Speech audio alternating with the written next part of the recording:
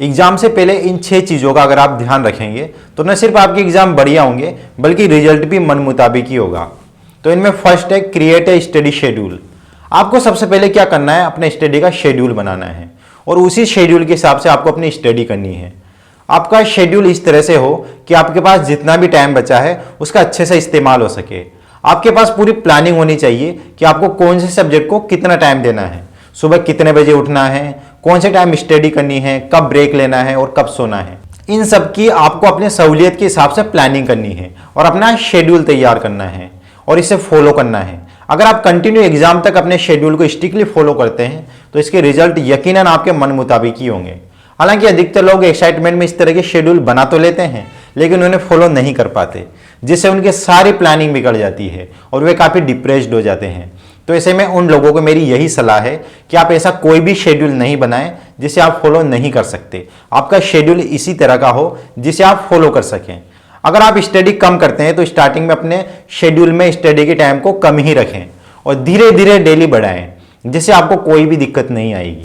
Second, set specific goals. दोस्तों, अगर आपके साथ ये दिक्कत आती है कि आप पूरे फोकस के साथ स्टडी नहीं कर पाते, यानी स्टडी में कंसंट्रेट नहीं कर पाते, तो इसके लिए मैं आपको रिकमेंड करूंगा कि आप जब भी अपने दिन की शुरुआत करते हैं तो सबसे पहले उस दिन अपना एक गोल बनाएं, एक टारगेट बनाएं कि मुझे आज ये स्टडी कंप्लीट करनी है। आपको अपने डेली के टास्क को डिफाइन करना होगा कि आज आपका ये टास्क रहेगा और इसे कंप्लीट करना ही है। इससे आपको काफ़ी हेल्प मिलेगी। हालांकि यहाँ भी कई लोग ये गलती करते हैं कि वे एक्साइटमेंट में आकर अपने लिए ऐसा टास्क डिसाइड कर लेते हैं जो एक दिन में कंप्लीट हो ही नहीं सकता और इस वजह से वे काफ़ी डिप्रेस्ड हो जाते हैं और इस मेथड को फॉलो करना बंद कर देते हैं। तो आपको ऐसा नहीं करना है। आपको अपना टाइम देखना है कि आपके पास आज कितना टाइम है पढ़ने का, और फिर ये भी देखना है कि आप इस टाइम में कौन कौन से टास्क इजीली कंप्लीट कर सकते हैं। तो इन सब चीज़ों को ध्यान में रखकर आप अपने डेली के गोल बनाएं और पूरी ईमानदारी के साथ उन्हें अचीव करें। जब इसे आप डेली अपने एग्जाम तक कंटिन्यू फॉलो करेंगे तो यकीनन आपको इसका बेस्ट रिजल्ट मिलेगा। Third, prioritise important topics. अब बात आती है कि स्टडी किस तरह से की जाए। तो सबसे पहले आपको उन इंपॉर्टेंट टॉपिक्स को आइडेंटिफाई करना होगा जो आपके एग्जाम के लिहाज से सबसे इंपॉर्टेंट है, जिनका सबसे ज़्यादा चांस है एग्जाम में पूछे जाने का, और ये आपको हर सब्जेक्ट के लिए करना है। तो जब आप इन इंपॉर्टेंट टॉपिक्स को आइडेंटिफाई कर लो तो अब आपको अपना सबसे ज़्यादा फोकस इन्हीं टॉपिक्स पर करना है, बिकॉज यही आपके एग्जाम में सबसे ज़्यादा पूछे जाएंगे। और अगर आपने इन्हें अच्छे से कवर कर लिया तो यकीनन इसका अच्छा रिजल्ट आपको देखने को मिलेगा। इसके साथ ही एक और ज़रूरी चीज़, आप ये भी देखें कि इनमें से जिन भी टॉपिक्स को में आपको दिक्कत आती है, जो भी टॉपिक्स आपको डिफ़िकल्ट लगते हैं, उन पर आपको सबसे ज़्यादा फोकस करने की ज़रूरत है। तो इन्हें अभी से कवर कर लें, बिकॉज इन टॉपिक्स को कवर करने में आपको थोड़ा ज़्यादा टाइम लगेगा। तो इन पर अभी से ध्यान देने की ज़रूरत है। अगर आप इन्हें एग्जाम टाइम में कवर करने की सोचेंगे तो ये पॉसिबल नहीं है, बिकॉज इन्हें कवर करने के लिए ज़्यादा टाइम चाहिए होता है। एग्जाम के टाइम वैसे ही इतना प्रेशर होता है और टाइम की बहुत ज़्यादा शॉर्टेज रहती है, तो ऐसे में ये अच्छे से नहीं हो पाएंगे। तो इस तरह के टॉपिक्स को सबसे पहले कवर करने में ही फ़ायदा है। Fourth, practice mock test. जब आप अच्छे से शेड्यूल बनाकर डेली अपने गोल सेट करके अपनी स्टडी को कंटिन्यू करते हैं तो अब आपको अपनी तैयारी को परखने के लिए बीच बीच में मॉक टेस्ट जरूर देने चाहिए, जिससे आप पता कर सकते हैं कि आपकी तैयारी कैसी चल रही है। इन टेस्ट के जरिए आपको अपनी कई सारी मिस्टेक पता लगेगी जिन्हें आप इंप्रूव कर सकते हैं, जिसका फायदा आपको एग्जाम में जरूर मिलेगा। इसके साथ ही आपको अपनी एग्जाम का फॉर्मेट भी पता लगेगा कि एग्जाम में किस तरह के क्वेश्चन पूछे जाते हैं। इस तरह के मॉक टेस्ट की बुकलेट आपको आसानी से मार्केट में मिल जाएगी, जिसमें आपको कई सारे मॉक टेस्ट मिलेंगे।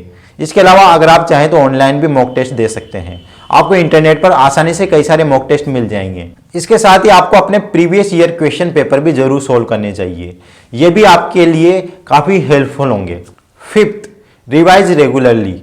कई स्टूडेंट्स एक बहुत बड़ी गलती करते हैं कि वे रोज़ काफ़ी अच्छी तरीके से अपनी स्टडी करते हैं, अपने एग्जाम्स के सारे टॉपिक अच्छे से कवर कर लेते हैं, लेकिन रेगुलर रिवाइज नहीं करते। अब आप सोचेंगे कि इसका क्या नुकसान होगा। तो दोस्तों, जो भी चीज़ आप दिन भर पढ़ते हैं उसका रिवाइज करना बहुत ज़रूरी है।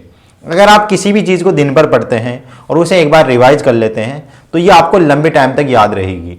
लेकिन वहीं अगर आप इसे रिवाइज नहीं करेंगे तो हो सकता है कुछ टाइम बाद ये आपको उतना अच्छे से याद नहीं रहे जितना रिवाइज करने के बाद याद रहता है। तो डेली जो भी पढ़ें उसे शाम को या दूसरे दिन शुरुआत में जरूर रिवाइज करें। इसी तरह आपने जो भी वीकली या मंथली स्टडी की है उसे भी रिवाइज करें। इससे आपको एक तो कम पढ़ना पड़ेगा, बल्कि दूसरा फायदा ये भी होगा कि आपको चीजें अच्छे से याद रहेगी और आप उन्हें एग्जाम में अच्छे से लिख पाएंगे। इसलिए रेगुलर रिवाइज एग्जाम के लिहाज से बहुत ही जरूरी है। 6th, take care of your health. दोस्तों, एग्जाम के टाइम ज्यादातर स्टूडेंट्स अपनी पढ़ाई लिखाई को लेकर इतने बेचैन रहते हैं कि वो खुद पर ध्यान देना ही भूल जाते हैं। उनके दिमाग में दिन भर एग्जाम और पढ़ाई ही चलती रहती है। तो आपको ये गलती नहीं करनी है। लेकिन अगर आप चाहते हैं कि आपके एग्जाम के बीच में कोई भी डिस्टर्बेंस ना आए, तो आपको अपनी हेल्थ पर भी ध्यान देना होगा, वरना ऐसा ना हो कि अचानक ही आपकी तबीयत खराब हो जाए और आपकी स्टडी डिस्टर्ब हो जाए। इससे आप चाहकर भी पढ़ाई नहीं कर पाएंगे। तो इस तरह की कोई भी सिचुएशन ना आए, इसके लिए आपको अभी से अपनी हेल्थ पर ध्यान देना होगा। इसके लिए आप सुबह टाइम पर उठें और टाइम निकालकर थोड़ी देर एक्सरसाइज या योगा कर सकते हैं। आप चाहें तो थोड़ी देर मॉर्निंग वॉक पर भी जा सकते हैं, या अगर आपको कोई खेल पसंद है तो वो भी खेल सकते हैं। इस तरह कोई भी फिजिकल एक्टिविटी आप दिन में 1 या 2 बार जरूर करें। इससे न सिर्फ आपकी बॉडी एक्टिव रहेगी, बल्कि आपका दिमाग भी शांत रहेगा। फिजिकल एक्टिविटी के अलावा आप अपनी डाइट पर भी अच्छे से ध्यान दें। अपनी डाइट में हेल्दी आइटम्स को शामिल करें। इन सब के अलावा एक गलती जो अधिकतर स्टूडेंट्स करते हैं कि वो प्रॉपर नींद नहीं लेते। तो ये गलती आपको नहीं करनी है।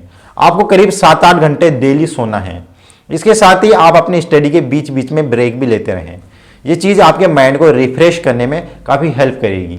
इसके साथ ही आप अपने माइंड को हमेशा पॉजिटिव रखें, कुछ भी नेगेटिव ना सोचें। हमेशा आपके फेस पर स्माइल होनी चाहिए। इससे स्ट्रेस और एंजाइटी हमेशा आपसे दूर रहेगी और आप पूरे फोकस के साथ अपने स्टडी को कंटिन्यू कर सकोगे, जिसका फायदा आपको एग्जाम में अच्छे रिजल्ट के साथ मिलेगा। तो इन 6 टिप्स को अगर आपने अच्छे से फॉलो किया तो यकीनन आपकी एग्जाम बहुत ही शानदार होंगे। अगर ये वीडियो आपको हेल्पफुल लगा तो हमारे चैनल को जरूर सब्सक्राइब करें, और वीडियो से रिलेटेड आपको कुछ भी पूछना है तो नीचे कमेंट करके पूछ सकते हैं। नमस्कार।